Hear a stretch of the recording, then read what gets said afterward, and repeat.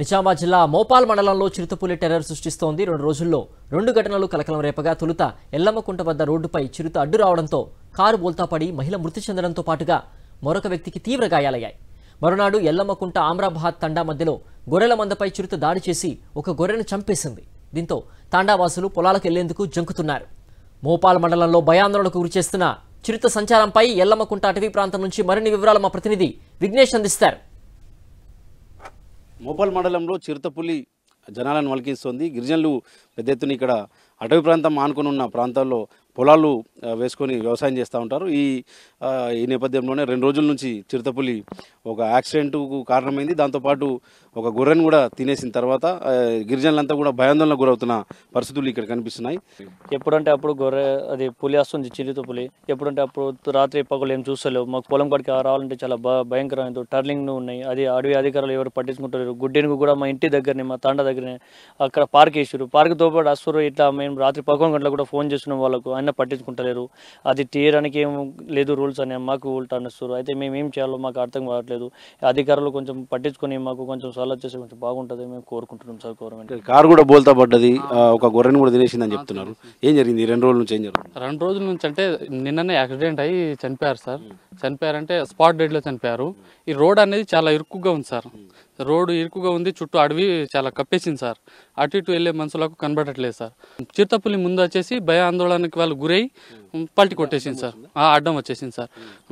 గురై పడ్డారు సార్ వాళ్ళు. అట్లీస్ట్ ఈ చుట్టుపక్కల ఉన్న ఈ ప్రాంతానికి అంటే రోడ్డుకి ఇరు వైపులా కొద్దిగా ఈ అడవినన్నా కొద్దిగా కొట్టించేసి లేకుంటే మాకు రోడ్ మంజూరు చేయాలని మా విజ్ఞప్తి సార్. ఒక గొర్రెని చంపేసింది. అట్లాగే మొన్న మధ్యలో వచ్చి కారు అడ్డం వచ్చి కారు తిరగబడ్డది. ఒక ఆమె స్పాట్లో చనిపోయింది. మేము ఎప్పుడు పోతూ వస్తూ ఉంటాం సార్, అందుకని కొంచెం భయం అనిపిస్తుంది. రోడ్డు కూడా ఇరుగ్గా ఉంది, టర్నింగ్లు బాగున్నాయి, అవి సాఫ్ చేయాలని కోరుతున్నాం. ఇంకా ఎప్పుడైనా నైట్ టైంలో సింగిల్గా రావాలంటే భయం అవుతుంది. అప్పుడప్పుడు అంటే ఉంటాయి కదా ఫారెస్ట్లో అవి టైగర్స్ కానీ మన ఏమంటారు ఎలుగుబంటి. మొన్న నైట్ వెళ్తున్నప్పుడు రోడ్డు పైననే ఉన్నది ఎలుగుబంటి. అట్లా ఒక్కళ్ళు వచ్చినప్పుడు భయం అవుతుంది కదా. అట్లా కొంచెం ఫారెస్ట్ వాళ్ళు కానీ ఇంకెవరైనా రోడ్ శాఖ వాళ్ళు ఎవరైనా చూసేసుకొని కొంచెం రోడ్డును కొంచెం ఎలాం చేసినా కానీ ఇంకేమైనా టర్నింగ్స్ కానీ కొంచెం క్లియర్ చేస్తే బాగుండు. కామారెడ్డి జిల్లా హైదరాబాద్ వైపు ఇదంతా కూడా కనెక్టివిటీ ఉంటుంది. నిజామాబాద్ నుంచి అటవీ ప్రాంతం మీదుగా ఈ రోడ్ అంతా హైదరాబాద్ వరకు కనెక్టివిటీ ఉంటుంది.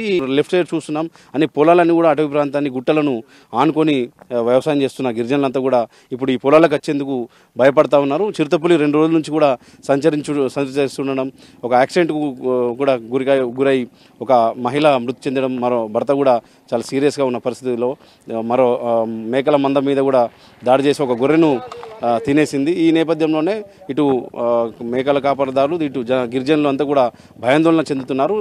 అటవీ శాఖ అధికారులు దీంతో పాటు ఇటు ఏదైతే రాష్ట్ర R&B కూడా స్పందించి ఇటు రోడ్డు విషయంలో స్పందించాలి. దీంతో పాటు అటవీ శాఖ కూడా చిరుతపులిని బంధించాలని కూడా స్థానికంగా డిమాండ్లు వ్యక్తమవుతున్నాయి. కెమెరామెన్ సాయి కిరణ్తో విఘ్నేశ్వర్, సాక్షి న్యూస్, నిజామాబాద్.